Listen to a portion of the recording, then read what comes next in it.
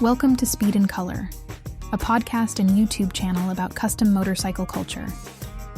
Be sure to subscribe and turn on notifications to get all the latest content. You can also follow Speed and Color on Instagram. We hope you enjoy the show. Hi there. Welcome to Speed and Color. And if you're back again, welcome back to Speed and Color. Today's episode, a little bit of background for you. In 2024, I was at the Bad Livin' Roadshow, and I met a group of young people, young riders, really into choppers and bobbers and stuff. They call themselves Queen Street Motorcycles. And it's not you got to be so careful these days with the political terms. It's not a club. I guess you'd maybe call it a group. Anyway, it's a group of young people, mainly guys. Certainly guys are the riders. There's some gals that hang around with them. But great group of young people that are just super passionate about motorcycles. A lot of metric choppers. Some Harleys in the group, quite a mix, and pretty much anything goes. Man, these people just have so much fun together. They ride together, they party together. They might party a little bit too much, but they party together and they have a lot of fun, and it's really cool to see. And for an old guy like me, it makes me optimistic about the future. When we're seeing the motorcycle industry struggling, especially in North America, I think, rider numbers are probably going down. Certainly our chopper culture, it's, I don't know if it's getting a lot smaller, but it certainly has the potential to go that way. And it's just great to see a bunch of young people like this involved and excited and wanting to do their thing. So I have another episode coming up, more about Queen Street Motorcycles. But in this episode, I really wanted to highlight one of the builders. And this young man, his creative process, his thought process, his vision, I find really exceptional. It takes me back to the days of, George Barris and Ed Roth and, those guys, and builds like, the Batmobile, the Monkey Mobile, the Munster Coach, and of course, my favorite custom ever, the Boot Hill Express, that kind of stuff. And, you go back to Ed Roth's stuff and the Mysterian and the Orbitron, and just the creativity and kind of the unleashed vision. Today, I think today we're kind of sanitized. A lot of the customs are very clean and structured, and I don't know, sterilized maybe is a word to use. But back in the days of like I say, Big Daddy Roth, those guys, man, it was wide open. The creations were just wild, impractical, totally, but really free thinking, and kind of crazy. And this young man strikes me the same way. And, I know there's going to be some criticism of the build, and that's fair. I think that Geoff would admit that, it's a little bit raw. It's not maybe as finished as other stuff is these days. But it's cool, and the process is there, and to see a young man learning to, and it could be a young woman, don't get me wrong, but to see somebody learning how to weld and how to fabricate and how to paint, I think it's really good stuff. I'm excited about it. So I'm going to introduce you to Geoff Borg. Cool young guy. You're going to have to forgive that we didn't use microphones on this. I actually sent the camera to Geoff and let him do his own recordings. Geoff may need to learn a few things about framing shots and doing stuff like that. But bottom line is we captured the content, the essence. We know we're going to get to know Geoff and we're going to get to know the motorcycle, and that's what's really important. Whether it was framed perfectly or not really doesn't matter. The sound I've made is as good as I possibly could.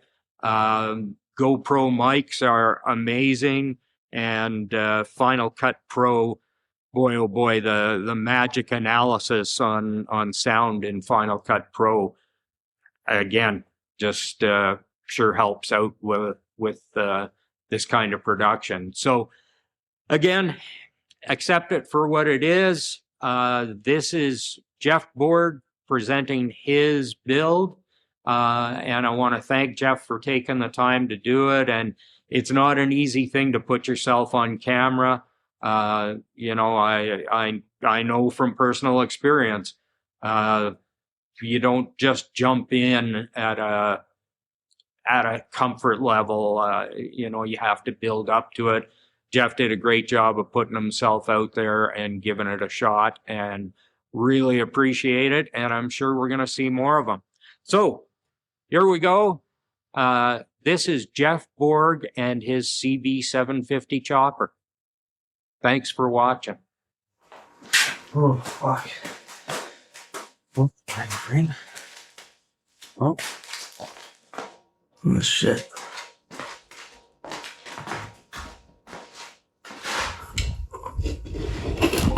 All right. Yeah. Alrighty. How's it going? My name is Geoff Borg. I live in Milton, Ontario. I'm a member of Queen's Moto, and these are my bikes. Just before we get started in the video, just showing these bikes off, I'd like to give a quick thank you to Bruce from Speed and Color. We like to show these bikes off. Chops are pretty cool. So, it's nice we can help each other out, get this content out, and have fun with it. Help each other out that way. So this is my technically 2002 Yamaha V-Star 650, dubbed Black Cherry.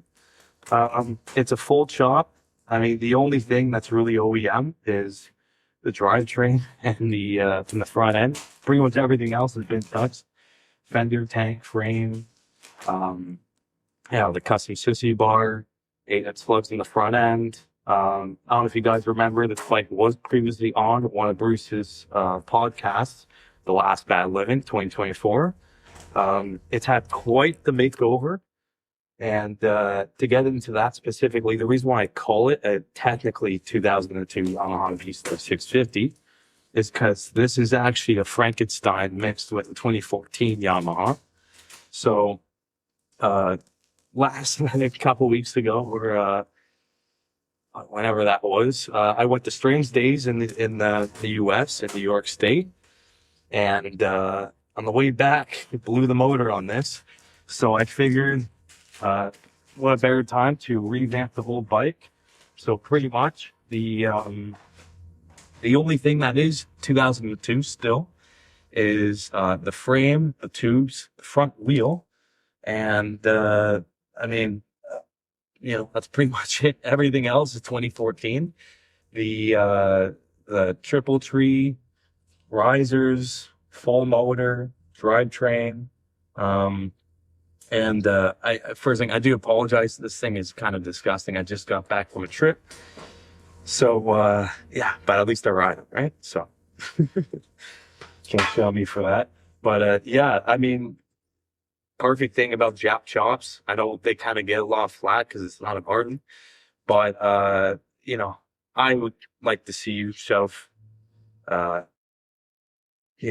12 parts are 12 years newer on a bike and have no issues. Everything else, everything I got from that 2014 slipped on this frame, no problem. Triple tree, motor mounts are all the same. Rear wheel, like everything is absolutely the same. I did the whole swap in a day and a half. So yeah, this thing went together pretty easily. It has so from factory, these come with a, let me just pick it up here. Let me see here. Ooh, fucking shit. So, from factory, these do come with a dual carb, but this one specifically, now I did not do the swap. When I bought the engine for the whole bike, the swap was already done. It has a custom 2-into-1 manifold with a Harley CV carb on it. Now this carb is a repop. It's not an authentic CV carb, but it works the exact same way. And, I got to work out some kinks with it because this is a new setup for me. Got to rework the carb, jetting and all that for the new pipes and stuff. I will be adding new pipes on this. The pipes are really just OEM style pipes, just kind of chopped, so they sound better. Yeah, no, honestly, like this thing, it rides good, it sounds good. So it's still a work in progress, but then again, I did only finish this thing a week ago. Now moving back to the sissy bar, I broke my old sissy bar coming back from New York. So I made this new one. It's out of stainless steel square stock. I think that's how you'd say it. It's got an iron cross brake light there. It is pretty tall. It's a little taller than me. And yeah, it's probably one of the nicest sissy bars I've made. So just to kind of go over the paint scheme really quick. Yeah, it's a little hard to see behind a wall of dust, but the frame, I did paint the frame a strawberry fields red. And the tank, I did paint the tank. I was going to do originally just a flat black, maybe like a matte or a semi-gloss, but you know how it goes last minute. I was at Canadian Tire and I was looking at the spray paint aisle, and I saw this cool, like an oil rubbed cover. So that's what I have finished on the tank, the fender, and the headlight mount.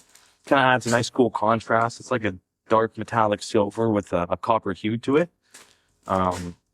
Yeah, so this whole tank frame, it's all rattle can. I love rattle can. I will die on that hill. I just think it's such a good cheap alternative. And honestly, if you do correct prep, finishing and all that, good clear coat, you can have it look like $1 million. Of course, this thing's still rough around the edges, because I do beat the hell out of this thing. So I try not to spend too much time and money on this thing. Though it does look miles better than how it looked last year when it was in that video. Yeah, no, I really swear by that. I try to save money whenever I can. So, yeah, it's a great option.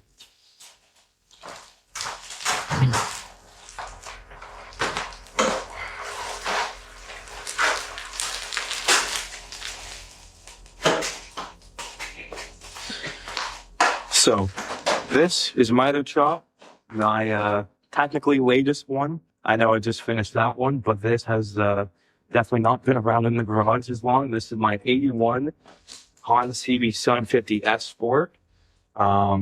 It is fully chopped. Probably the only thing left from the CB750 is the motor. And the wheel, the rear wheel, rear brake setup. That's pretty much it. So I don't even know where I can start on this thing. It's quite the looker. I think to start, when I had an idea of building a full ground up build shop, I think I just wanted to really run wild. I think I went fairly ambitious with my first project, real project. I'm proud of how this turned out. Although some spots I think I could definitely do a lot better. But that's learning, right? It's the beauty of all this. And really I'm pretty happy with how this turned out considering. So yeah, I really tried to stress the boundaries. I wanted to find kind of like the breaking point, the threshold point for a lot of things. I think one of the things that definitely grabs people's attention is the 6.5 foot long rigid front end I custom made on this thing. So I try to budget as much as I can, whatever I can't, whatever I can build, I do. I try to buy as little possible. If I have to buy it, then I'll buy really, really cheap, or at least as cheap as I possibly can. So the front end, starting off, the triple tree for this front end is a Kawasaki Vulcan front end, a 2001 Kawasaki Vulcan 800. I've always been a sucker for the wide glide fronts. So, I really wanted to kind of capture that, put a nice big wide front end on this. They come with pretty slim fronts. So I just wanted to see, maybe I could fit a different front end on this. Now, again, kind of going back to the whole idea of the Frankenstein build, like what I did with the Yamaha there, I really love to see, experiment what can work, what might not work. And definitely what was, quite the experiment, and I think worked out beautifully, was this this Kawasaki Vulcan 800 front end that I slipped onto this Honda CB750 frame. Believe it or not, it slipped right on there. I think that is the absolute beauty of Japanese chops. You can get different parts from different brands, and if you look hard enough, something might just fit right on. So the plus about these specific front ends is the bottom tree is steel. So I was able to weld the tubes on how you normally would do a rigid front. For the tubes, I just bought off Amazon, actually, believe it or not. I just bought some, I think it was 1 5/8" round stock, some tube, and I did sleeve it. I got a buddy to custom make the rockers. I custom made the front axle, custom made the wheel spacers. This whole front end is absolutely custom, all the way from top to bottom. Now, this front wheel here is probably, I think, maybe not one of the ballsiest things I've done with this chop here, but I think it's definitely a bit of a risky decision. I know there's some purists out there that definitely wouldn't like a very 90s wheel mixed with an 80s bike. For anyone that's curious, this is like a 90s style 21-inch full aluminum Sturgis wheel. I got this for $200 at a swap meet. So I had a different wheel in mind, but I couldn't pass this up when I saw it, especially how ridiculous it looked. I think it would fit just fine on this chop, considering, the whole ridiculous nature of this bike.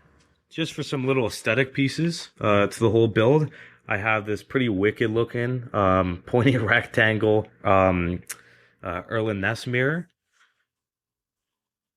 I really like it. I think it matches the tank. My buddy Graham, shout out to Almost Old School, sold me that at a swap meet, and I wasn't planning to have a mirror on this build, but I think it looks pretty sick, and one of those cool little small pieces that just match really, really well. Also moving down to the chain stop for the triple tree. Shout out to Halorization. Love this little Odin bell I got. When she gave that to me, I absolutely knew, I'm like, this had to go on this build, and I think it looks amazing. Moving down the bike to the shifter setup, I got this I guess skull with German cap shift knob. Custom painted it, just absolutely powdered it in glitter and clear coat, and it's got this cool like drippy melty effect to it, and I think it matches this bike perfectly. It's kind of funky looking. Being in Queen Street, our logo is this a skull with a crown, and we wear German caps, so I thought that shift knob was just kind of perfect. It matches great. So to go with the whole control system part of this on top of the triple tree, I went with just a set of like $50 Beats bars I got at a swap meet. cleaned them up all right. I think they looked okay.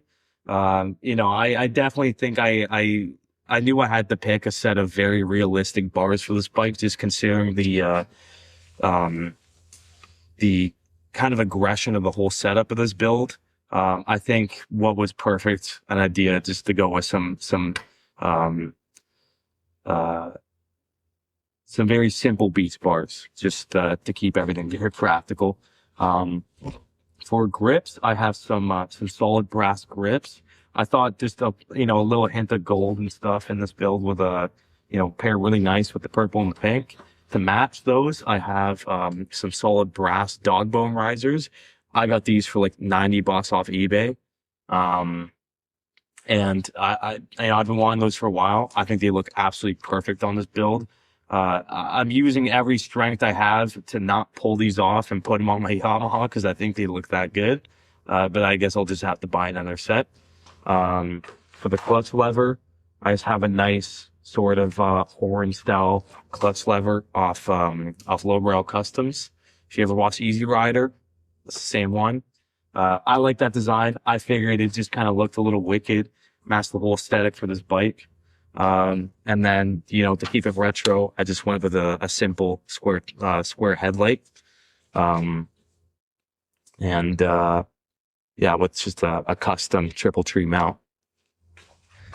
So I guess quickly moving to the back here, I have the stock rear wheel set up with the stock brake and disc. Again, going back to my points before, I tried to save money whenever I can. And the whole rear brake setup worked just fine, so I felt like there was no need to replace all of it. I ended up, so this wheel is an 18-inch, I believe. I've always loved these old retro 60s style Moon Eyes Moon discs. So this is probably one of the few pieces that I actually spent a little bit of money on for this chop here. And they are meant for a 16-inch wheel, but so there's a little bit of gap there, but I think it looks pretty cool. And that's all I did. For the rubber, front to back, I have like a Shinko Baja tire. I think that just captures like a very 70s aesthetic with the Baja tires on like an old Iron Head or something. I just think that look is super cool. And it also makes this bike very functional. As ridiculous as it is, I still wanted it to be somewhat rideable, on different terrains and whatnot. So to me, those old tractor tires and sol flat tires just weren't really an option as good as they look. So for some of the drivetrain aspects of this bike, I think that makes it fairly unique. I did get these twin Mikunis. There's a manifold that Ys into a single. These bikes do come with a quad carb, but this very specific generation is a bit of a pain in the ass to tune. So I figured just for the tuning aspect, performance aspect and the aesthetic aspect, I figured the dual Mikunis would look fantastic on this. And I can't complain. I think they look awesome. For the exhaust portion of the drivetrain, I figured, why not go balls to the wall? And I went with a 100% custom bespoke, I guess you could say, quad fish tip dump design up the front with the heat wrap. I just thought that would be absolutely insane. I did put baffles in this. It is stupid loud still, believe it or not. And, I just wanted to try and pick something that I've just never seen before. And it turns quite the heads and it sounds ridiculous. So I definitely can't complain. I was nervous about how that would operate just with the very short pipes, lack of back pressure. But so far, I haven't run into any issues and I'm very pleased with how they turned out. Moving on to the middle here, the shifting aspect of this build. I do love suicide shifts, although I know they're not overly functional sometimes or what's the word? Comfortable. So what I did specifically for this bike, because it is, just by looks, quite the handful to ride around. I made a custom shift linkage that transfers the shifter from the left side to the right side. So your jockey shift is on the throttle side, And that way, you can still have the operable hand clutch on there, making it pretty user-friendly, all things considered. That way you can just pick a gear, take right off. You know, you're not messing around with the foot clutch and everything. You're not having to balance on one foot or anything. Makes things a lot easier, I think. On the side here for the foot peg setup, you can imagine on that side, there's no shifter because it's right here. But I do have a single foot brake on this side, going to a master cylinder that goes to the brake caliper there.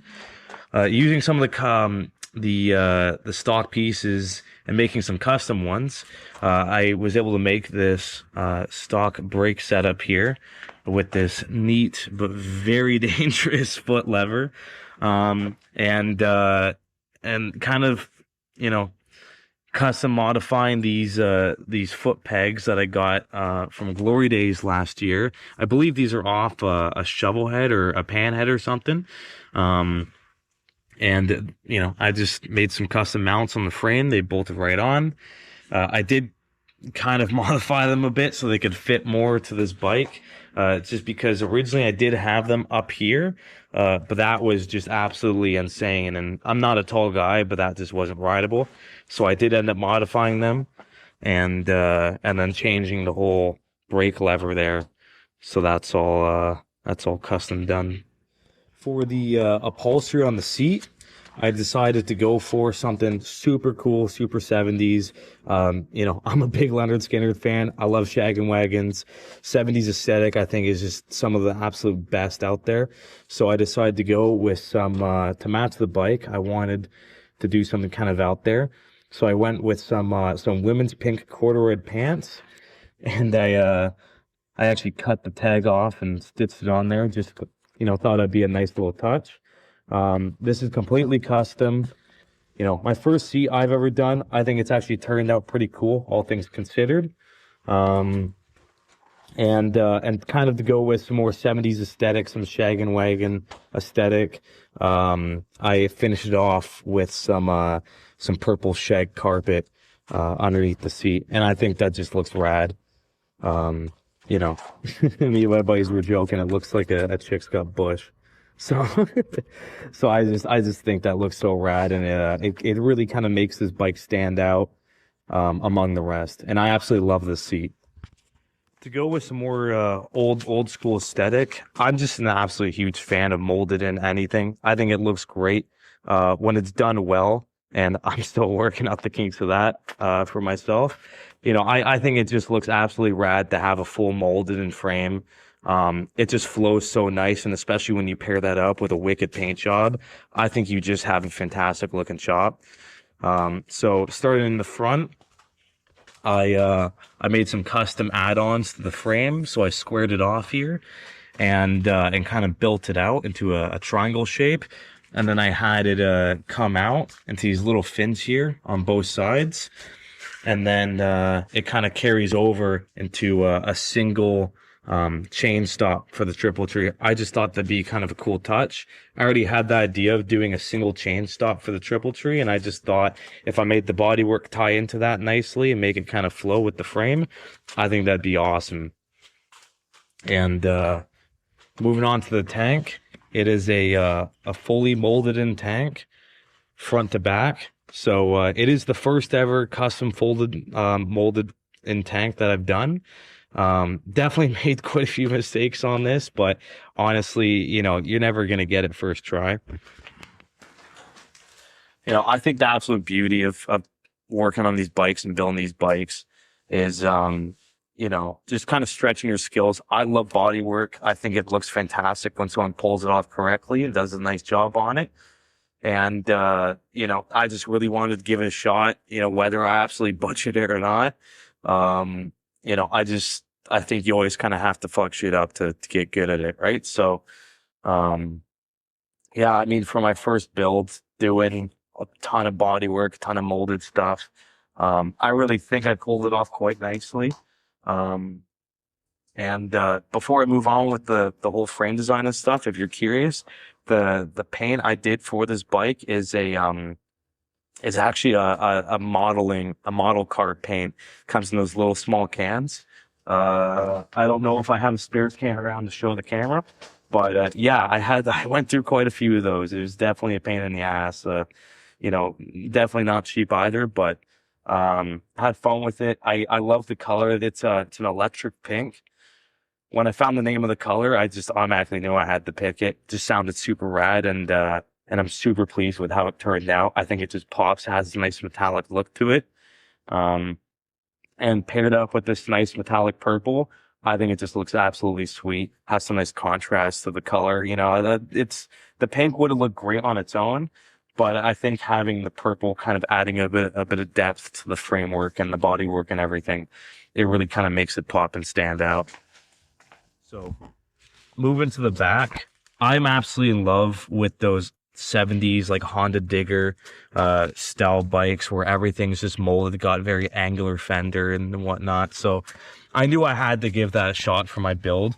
And so what I ended up doing was I made a frame out of round stock, and then I just plated everything over, kind of filled in all the gaps and welded everything up, and did probably a little too much grinding for my liking, but honestly, the bodywork and the finished product, I think it turned out absolutely great considering it's my first time. And I think the rear end is probably one of my favorite parts of this bike, just how seamless it looks.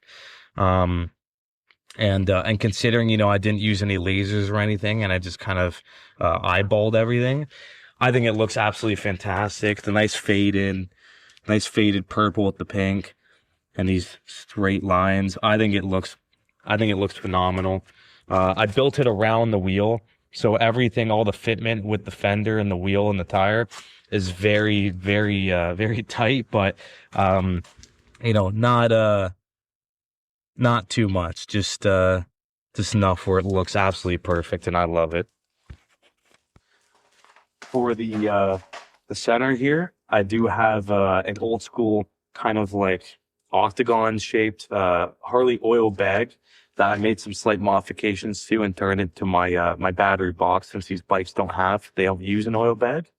And I just thought, I found this for like $20 at a swap meet, cleaned it up a bit, added a whole new bracket and support system for it so it didn't rattle off or break or crack or anything. And I think it just looked absolutely sick. The whole angular design just the whole look of the battery box or oil tank in that case. I think it just matched this bike perfectly, and I think it was such a $1 million find for this. I absolutely love, stuff like that. Basically building this whole bike was just, finding different things and, not collecting all the parts all at once. It was really just quite the experience, getting together all the parts and kind of figuring out how to make all this stuff. And kind of just making everything match in its own unique way. I think that was just a lot of fun, and probably the most fun I had, with this whole build. And that's just why I love any build, really. Overall, this bike is still a work in progress. I'm still tweaking some things here and there and fixing some things. I think anyone that knows, that really builds these out, I think they understand it never really ends. This has been going, this project had kind of progressed slowly over, I would say, a two-year period. I think I bought this bike in summer of 2023. So it's definitely been quite a bit working on this thing. Never thought it'd take me that long. I always, before I really got into this stuff, I always talked to people about their builds and how long it took, just out of curiosity. And, when people say a build takes them, at least a couple years at a time, that kind of baffled me. I never really could fathom how someone could take like a couple years doing something, but, one bike. But after doing this, I definitely understand that. But as much as it was frustrating, there are definitely very frustrating parts of building a custom shop. I also think I went fairly ambitious for my very first real build. I regret none of it. It was every hour, every bit of it was an absolute learning experience. Mistakes or no mistakes. I would do it all again. Well, if I did, I'd do it right. But yeah, you know, I just another shout. I want to give to the shout to Geoff at Perth County Moto for supplying some of the parts I want on this bike. You know, you got to support local, and without them, you know, without local guys supplying us parts and whatnot, especially the pricing of things online now, you know, it'd be definitely pretty hard to get stuff done without it. So that is my 1981 CB750 Sport, chopped up Attitude. I think you can kind of get the idea why I named this bike Attitude. Just building this thing, I probably ran into every basic issue you could. And with the flashy nature and all the aesthetic pieces on this bike, I think that was probably the perfect name for it. Definitely gets off quite a bit of attitude. I just want to give a quick shout out to Bruce of Speed and Color again. You know, I like making these videos. They're fun. Me and the guys at Koichi Moto, we love making these videos and showing off our bikes. Choppers are probably the best thing in the world, and I think more people should understand that and really get to love it the way we do. It really is a passion project and a labor of love doing this. And you know, too bad we don't get paid for it.